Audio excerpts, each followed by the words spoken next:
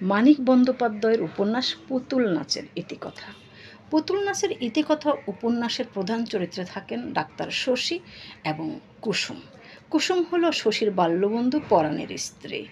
পরাণ শারীরিকভাবে খুব একটা ফিট না, তার মধ্যে বেশিরভাগ সময় অসুস্থ থাকেন। এদিকে কুসুম পরাণের স্ত্রী, তিনি নিঃসন্তান, 23 বছর বয়স। তার শারীরিক এবং মানসিক চাহিদা পরাণ পূরণ করতে পারেন না, যার জন্য শশীর কাছে তিনি বারবার যান। শশী একটা সময় কুসুমকে বলেন, কুসুম, শুধু শরীর শরীর শরীর, তোমার মন নাই কুসুম? তখন কুসুম শশীর কাছে থেকে প্রত্যাখ্যাত হয়ে তিনি ভিটেমাটি বিক্রি করে বাবার গ্রামে চলে যান। যাওয়ার সময়ে বারবার শশী তাকে অনুরোধ করেন যেন সে থেকে যান।